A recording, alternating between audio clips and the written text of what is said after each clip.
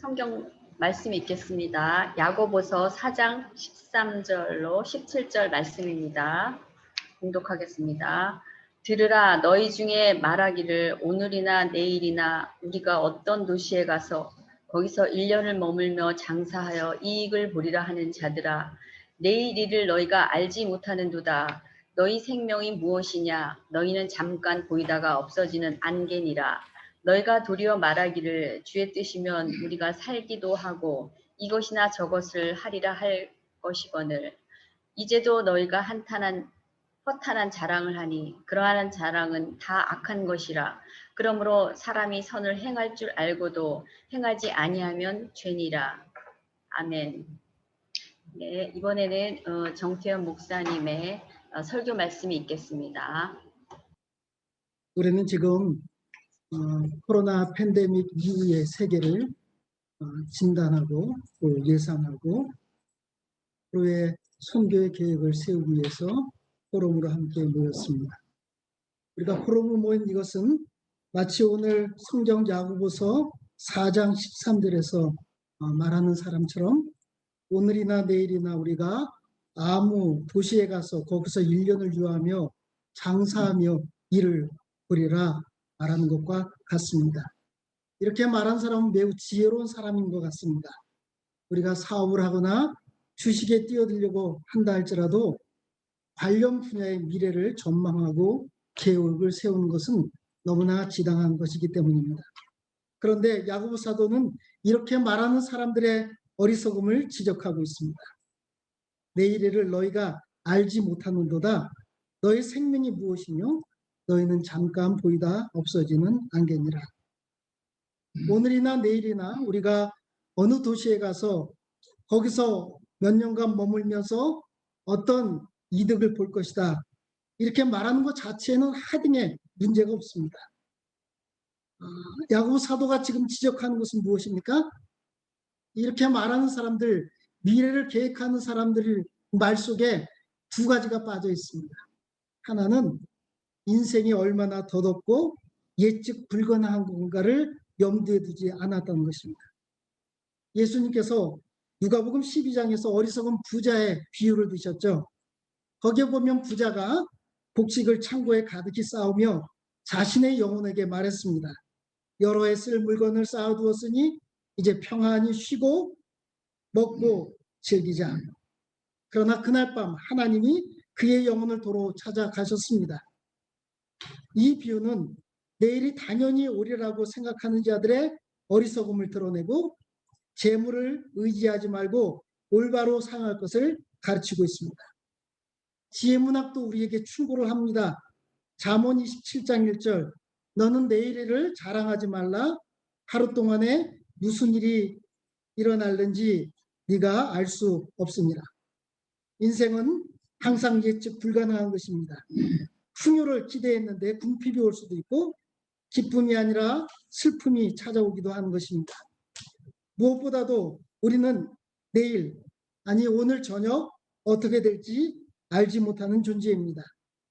야고보 사도는 인생의 더 짧음과 덧없음을 잠깐 보이다 없어지는 안개로 빗대고 있습니다. 성경은 인생을 풀, 구름, 수증기와 같다고 표현합니다. 욥은 인생이 배틀의 북보다 빠르게 지나간다고 한낮 바람에 불과하다고 고백했습니다. 심지어 인생이 얼마나 빨리 지나가는지 마치 독수리가 먹잇감을 향해 쏜살처럼 달리는 것처럼 그렇게 그 낚아채는 독수리처럼 빨리 우리 인생이 지나간다고 탄식하고 있는 것입니다. 따라서 지혜로운 사람은 어떤 일을 계획할 때 언제나 인생의 덧없음과 우리의 미래를 예측할 수 없다는 것을 항상 명심해야 할 것입니다. 여호와께서 나의 종말과 연한이 언제까지인지 알게 하사 내가 나의 연약함을 알게 하옵소서. 시편 39편 4절에도 시인은 그렇게 하나님 앞에 기도하며 미래를 준비했습니다. 내일을 계획하고 장담하는 이들의 결정적인 잘못은 무엇입니까? 이들의 말, 오늘 우리가 어디에 도시에 가서 몇 년 동안 일해서 무엇을 남길 것이다. 이들은 매우 지혜롭고 구체적인 계획을 세웠습니다.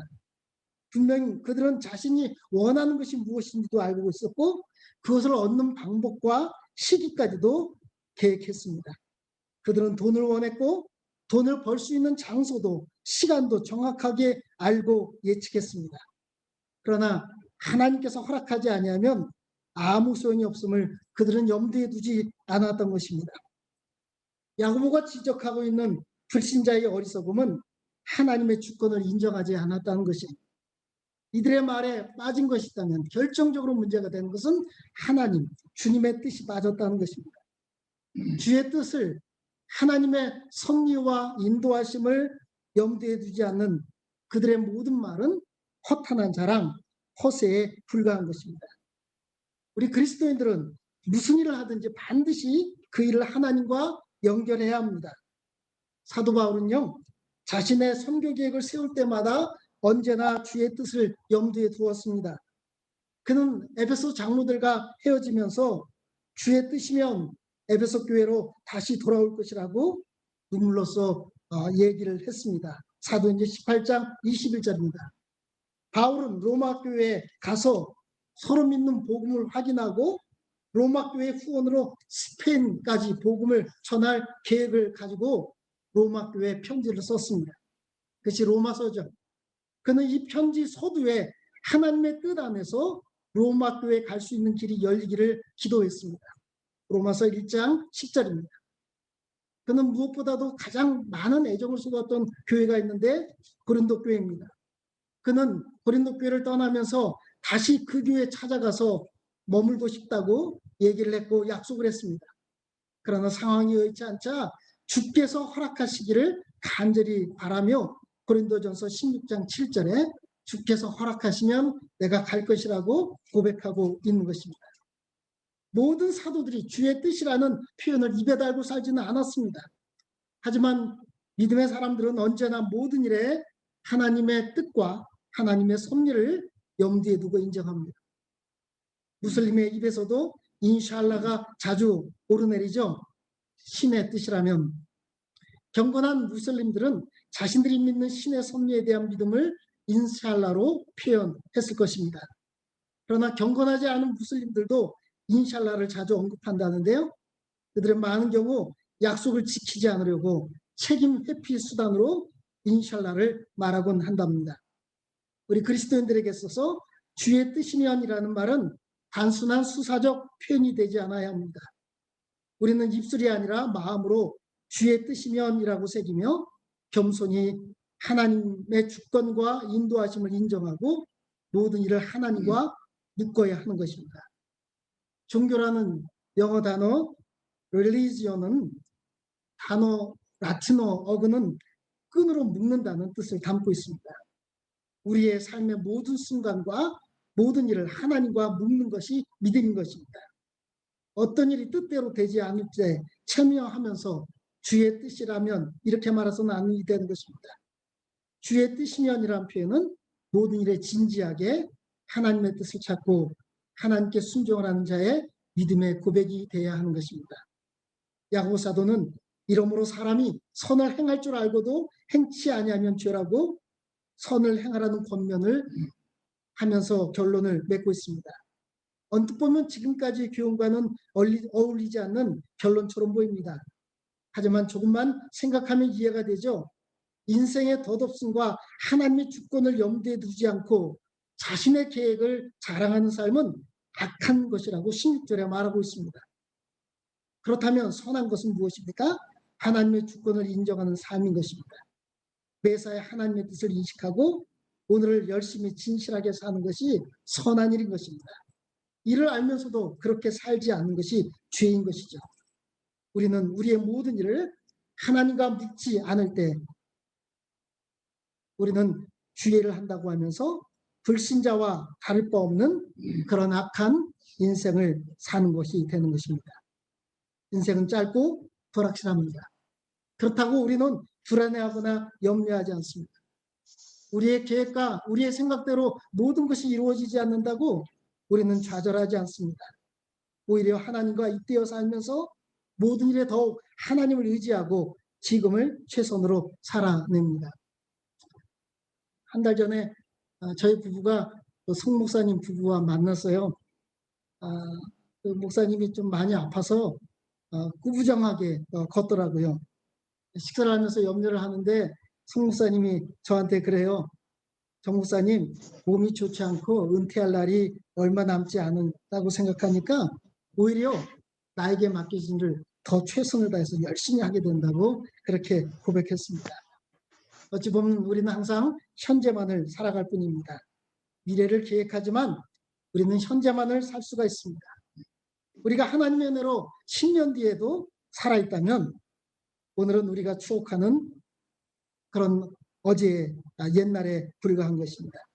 믿는 자는 미래를 하나님의 뜻 안에 계획하고 오늘을 최선을 다해 하나님의 뜻을 이루려고 노력합니다.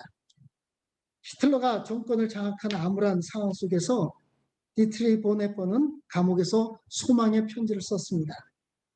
그 편지를 가사로 한 찬양이 있는데요.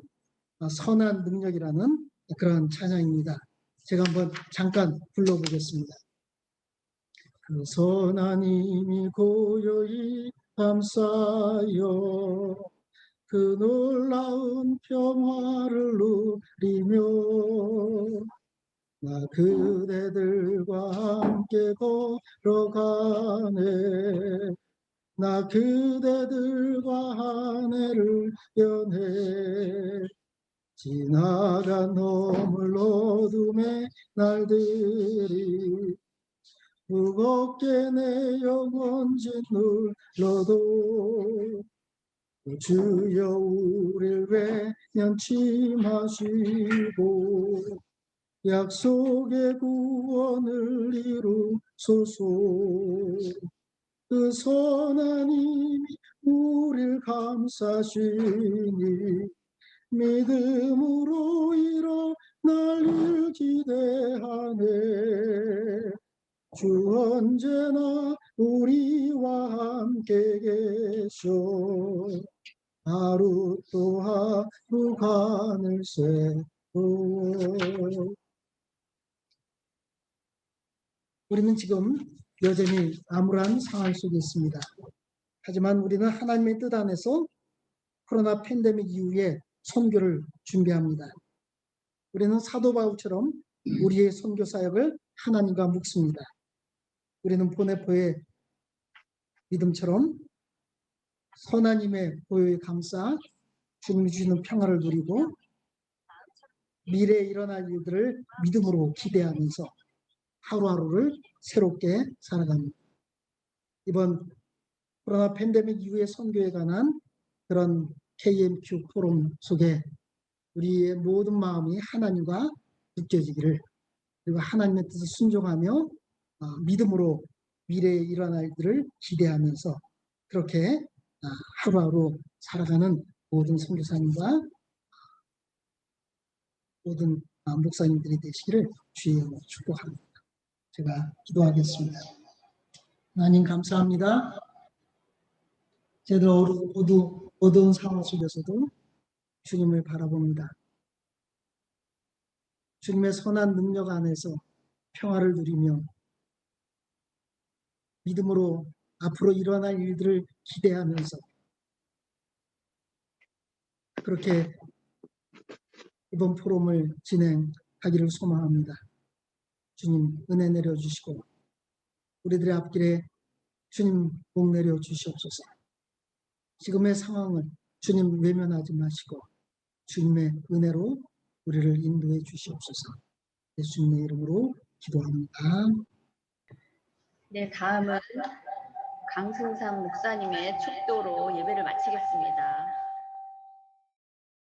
지금은 우리 주 예수 그리스도의 무한하신 은혜와 하나님 우리 아버지의 극진하신 사랑하심과 성령님의 인도하심, 충만하심이 사랑하는 우리 모든 KMQ 관계자들과 이 포럼 위에 또 이 나라 인민족 위에 3만여 우리 한인 선교사님들 머리 위에 영원토록 함께 있을지어다. 아멘.